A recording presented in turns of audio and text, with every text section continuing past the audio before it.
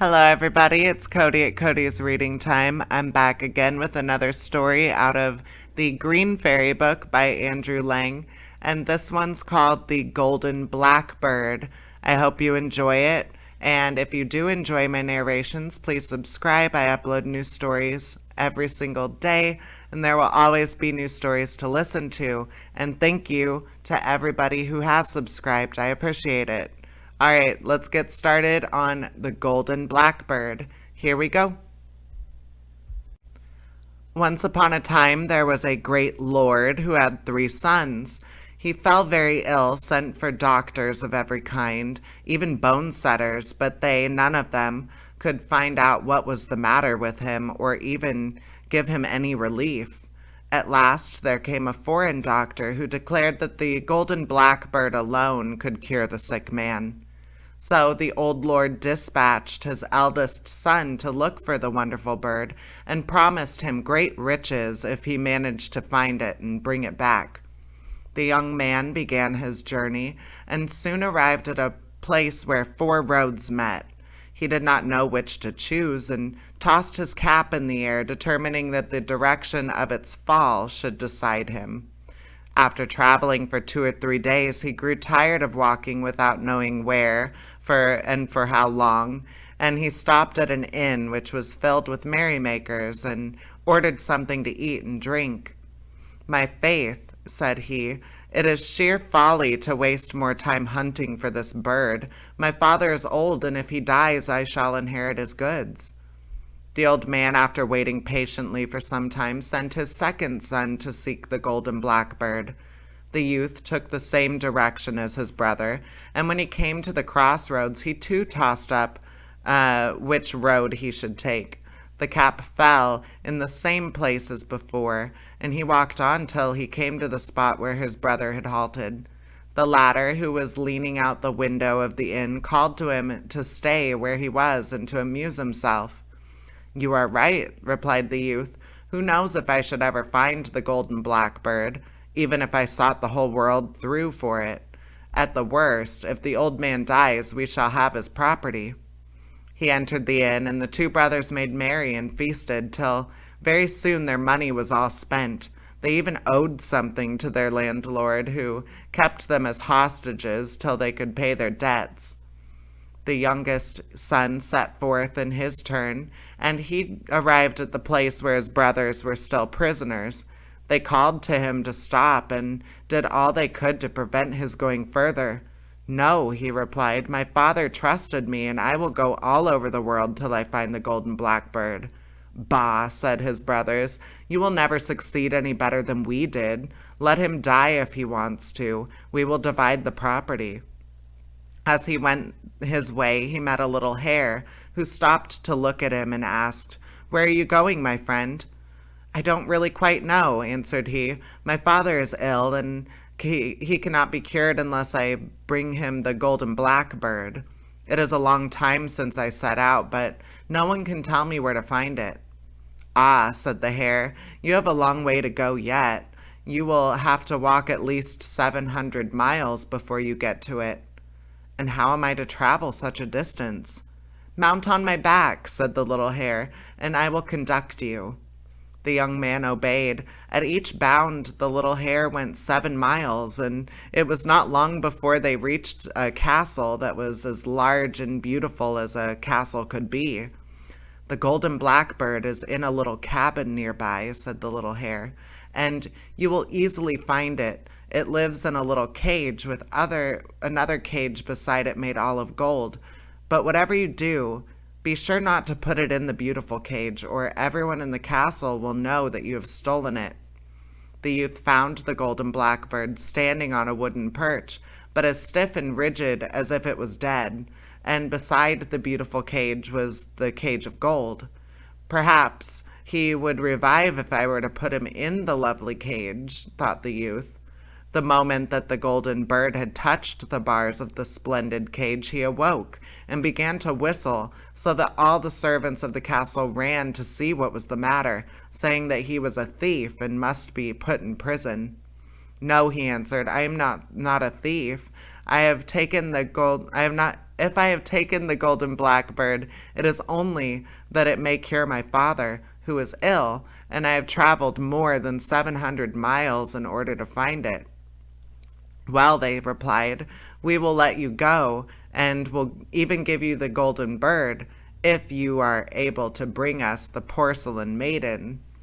The youth departed, weeping, and met the little hare, who was munching wild thyme.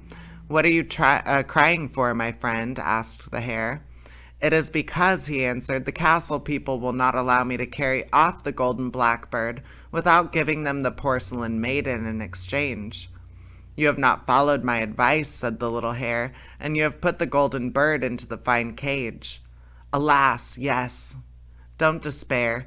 The porcelain maiden is a young girl, beautiful as Venus, who dwells 200 miles from here. Jump on my back, and I will take you there. The little hare, who took 7 miles in a stride, was there in no time at all, and he stopped at the borders of a lake. The porcelain maiden, said the hare to the youth, will come here to bathe with her friends, while I just eat a mouthful of thyme to refresh me. When she is in the lake, be sure to hide her clothes, which are of dazzling whiteness, and do not give them back to her unless she consents to follow you. The little hare left him, and almost immediately the porcelain maiden arrived with her friends. She undressed herself and got into the water, and then the young man glided up noiselessly and laid hold on her clothes, which he hid under a rock at some distance. When the porcelain maiden was tired of playing in the water, she came out to dress herself, but though she hunted for her clothes high and low, she could not find them anywhere. Her friends helped her in the search, but seeing at last that it was of no use, they left her alone in the bank, weeping bitterly. Why do you cry? Said the young man, approaching her. Alas, answered she, while I was bathing, somebody stole my clothes, and my friends have abandoned me. I will find your clothes if you will only come with me. And the porcelain maiden agreed to follow him, and after having given up her clothes, the young man bought a small horse for her, which went like the wind. The little hare brought them both back to seek for the golden blackbird, and when they drew near to the castle where it lived, the little hero said to the young man, Now, do be a little sharper than you were before, and you will manage to carry off both the golden blackbird and the porcelain maiden. Take the golden cage in one hand, and leave the bird in the old cage where he is, and bring that away too. The little hare then vanished. The youth did as he was bid, and the castle servants never noticed that he was carrying off the golden bird. When he reached the inn where his brothers were detained, he delivered them by paying their debt. They set out all together, but as the 2 elder brothers were jealous of the success of the youngest, they took the opportunity as they were passing by the shores of a lake to throw themselves upon him, seize the golden bird, and fling him into the water. They then continued their journey, taking with them the porcelain maiden, in the firm belief that their brother was drowned. But happily, he had snatched in falling at a tuft of rushes and called loudly for help. The little hare came running to him and said, Take hold of my leg and pull yourself out of the water. When he was safe on shore, the little hare said to him, Now this is what you have to do. Dress yourself like a Breton seeking a place as stable boy, and go and offer your services to your father. Once there, you will easily be able to make him understand the truth. The young man did as the little hare bade him, and he went to his father's castle and inquired if they were not in need of a stable boy. Yes, replied his father, very much indeed, but it is not an easy place. There is a little horse in the stable which will not let anyone go near it, and it has already kicked to death several people who have tried to groom it. I will undertake to groom it, said the youth. I never saw the horse that I was afraid of yet. The little horse allowed itself to be rubbed down without a toss of its head and without a kick. Good gracious, exclaimed the master, how is it that he lets you touch him when no one else can go near him? Perhaps he knows me, answered the stable boy.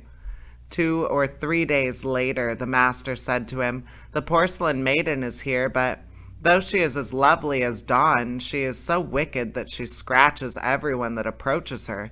Try if she will accept your services." When the youth entered the room where she was, the golden blackbird broke forth into a joyful song, and the porcelain maiden sang too and jumped for joy. "Good gracious," cried the master, "the porcelain maiden and the golden blackbird know you too?" "Yes," replied the youth, "and the porcelain maiden can tell you the whole truth if she only will." Then she told all that had happened, and how she had consented to follow the young man who had captured the golden blackbird. "Yes," added the youth, "I delivered my brothers, who were kept prisoners in an inn, and as a reward they threw me into a lake, so I disguised myself and came here in order to prove the truth to you." So the old lord embraced his son and promised that he should inherit all his possessions, and he put to death the 2 elder ones, who had deceived him and had tried to slay their own brother. The young man married the porcelain maiden and had a splendid wedding feast. And that is the end of that story. I hope you enjoyed it, and please subscribe. I upload new stories every single day. There will always be new stories to listen to on my channel. All right, take care, everybody. Bye-bye.